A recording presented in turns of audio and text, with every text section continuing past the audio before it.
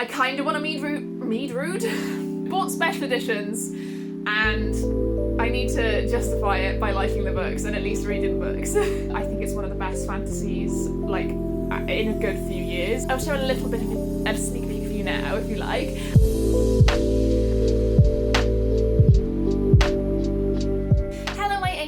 Welcome back to another video. My name is Ro, and today we're doing the end of year book tag. So if I remember correctly, this tag is usually done in autumn, which is kind of like coming in towards the last quarter of the year, and we are now in November, which is very, very close to the end of the year, but I thought I would do it anyway because, you know, it's a bit fun. Because I have lots of plans for the rest of my reading year. I am 10 books off reading 100 books in a year for the very first time. I've only ever usually hit about 52 to 54, around that. I think 56 in one year, like it was always around the same amount. And this year I have nearly hit 100. I am, like I said, I am 10 books off, so I thought it's very exciting. Basically, I am hoping to read a bit more than that before the end of the year. But let's just dive into the first question. So the first question is, are there any books that you still need to finish? So I don't really have any that I have kind of still on my currently reading, other than The Grace of Kings by Ken Liu, which is on ebook. And I bought the special editions of these. I do still need to finish that. But also I do have The Hero of Ages, which is on my November TBR. I'm currently very stressed in November because my tutors and stuff with college are being awful, and I have exams right at the beginning of December, so it's a little bit stressful right now. So don't know if I actually will get to this month. I really do want to, but I started this in March, read 5% of it and put it down, and then just forgot to pick it back up again. So Hero of Ages is the third book in the Mistborn trilogy by Brandon Sanderson. I'm pretty sure most of you will know what it's about by now, but yeah, it's the third in the trilogy. I need to finish it. I need to start finishing my series instead of just starting them and leaving them. So this one in particular, but also The Grace of Kings by Ken Liu is important because I've bought special editions, and I need to justify it by liking the books and at least reading the books.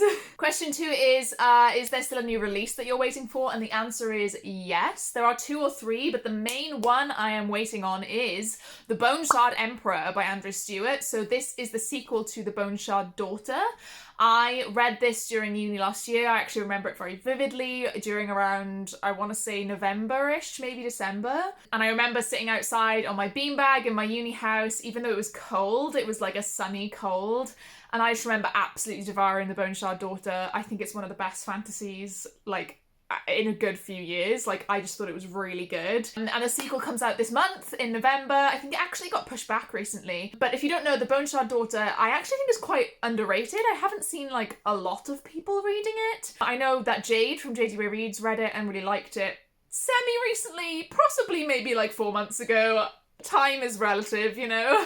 But The Bone Shard Daughter is actually not a single main character. It is actually a multi-POV book, which I did not expect going in, because in the synopsis it's quite focused on the Emperor's daughter.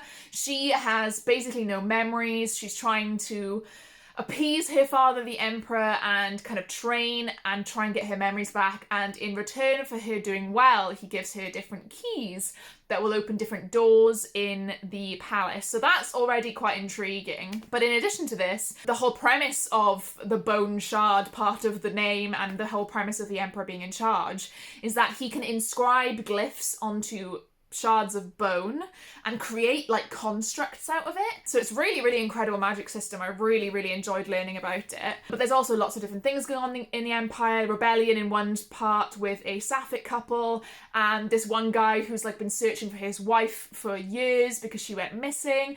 There's lots of different bits going on throughout the islands, and I loved every single perspective. Like, I loved every single part of it. So I'm super, super excited for the next book. Question number 3 is, what are 3 books you want to read for the year end? And for this, I didn't really fancy picking 3 different books because I kind of want to mead rude. I kind of want to mood read in December. I'll still have my TBR obviously, but I do have a couple of exams in December, so like it'll be like the latter half of December I'll be mood reading. Specifically for this prompt, considering it's 3 books and this is a trilogy, I would like to read the Nevermore series. I think it's called the Nevermore series. It's a bit confusing because there's always a different title So Nevermore, Wondersmith, Hollowpox, and then it's The Something of Morrigan Crow. So The Trials of Morrigan Crow, The Calling of Morrigan Crow, and The Hunt for Morrigan Crow. So that's these first three. I have already read and absolutely loved Nevermore, so I really want to reread Nevermore and read the next two, because the fourth book in the series isn't out for another year now. So I think, from what I've heard, it's meant to be two different trilogies. Only 6 books have been, what do they call, not accepted, like bought to the rights, commissioned, I guess, as you say, from a publisher. I know that the author has said she wants it to be 9 books, so possibly 3 trilogies. I don't know how Hollowpox ends, how much of a cliffhanger or whatever, so we shall see. These are gorgeous hardcovers. I love these hardcovers so much. I wish I had special editions. I think the Goldsboro ones might have sprayed edges, but Goldsboro gets crazy when they've, secondhand market. But I really, really think that this is like a very Christmassy read, despite I don't think Christmas might happen in this because it is over a year. It happens over the course of a year. Middle grade and middle grade fantasy in general and portal fantasy and stuff like that very much is Christmassy to me. It's very nostalgic, very magical time. So I really would like to read these over Christmas, for a vlog for you guys. I think that will probably happen. So I think that would be really, really cute. I'd love to read these over Christmas. The next question, which isn't on the one I've got, but I know that it's in it, is that have you got an autumnal book to transition you to the end of the year? So I'm going to kind of change this to a wintry read, transition me to the end of the year, which I do have, but I don't know where I've put it. Oh, it's down there. So you may have seen that I've hauled this recently, but it is Midnight in Everwood by M.A. Kuzniar. This is a Christmas book. It is set at Christmas Eve. This is a lovely Waterstones edition. Basically, it's set in 1906 in Nottingham. There is a girl who longs to be a ballerina, but her parents, it's very oh, well, you need to marry. You can't be a ballerina for the rest of your life kind of thing. So a mysterious toymaker comes, says he'll build her a stage for her final performance, blah, blah, blah. Her final performance will be on Christmas Eve. So what happens on Christmas Eve is that she gets transported to Everwood, and I think the kind of gist is that it's a lot more sinister than you think, and she has to escape to get home. This is right up my street. I am really, really excited to read this. Hopefully, maybe even read this on Christmas Eve. Depends what me and Jord are doing, because we do have some Christmas traditions we do together, and I don't want to leave him in the lurch on Christmas Eve or Christmas Day by reading, and he, what's he got to do? I don't know, Animal Crossing maybe? But I'd like to read this during Christmas time, possibly not after Christmas, but my last exam is on the 23rd, so God knows what's going to happen. But I really, really am looking forward to this. I feel like it's the perfect read for winter time. Just the frost and I just think it sounds and looks really good. Kind of like a historical fiction with that slight fantasy twist, which I really, really enjoy. I would love more of it. Similar to The Binding by Bridget Collins. That's historical fiction, but a slight fantasy twist. I think that's my favourite type of historical fiction, so really, really excited for this. The next question is there a book that you think could still shock you and become a favourite before the end of the year? I have heard that the ending of Hero of Ages, that it is an explosive finish to a trilogy. I am also still excited for Jade Legacy, which is out in December, because that is the finale to the Greenbone saga, and that I think is gonna be incredible. I'm very, very excited. I think that will become a favourite as well. In terms of books that I haven't read yet, because I feel like it's a bit of a cop-out if I've already read books from the author or it's the series that I already like. So for example, I don't feel like I could say for this question Jade Legacy or Hero of Ages or Bone Shard Emperor, because I already love the first book, so it's kind of obvious that the second book I would probably love as well. So if we're going to go for something that I've not really got a clue about, I want to say maybe... Oh, it's hard. This question's hard. Fuck. It's almost trying to predict what I'm going to read in December as well, though, which sucks. Maybe one of the middle grades I'm going to read in December, which is Alazzo, Wolf for a Spell, The Girl Who Speaks Bear, stuff like that. But also, I do have a really good feeling about Spin the Dawn.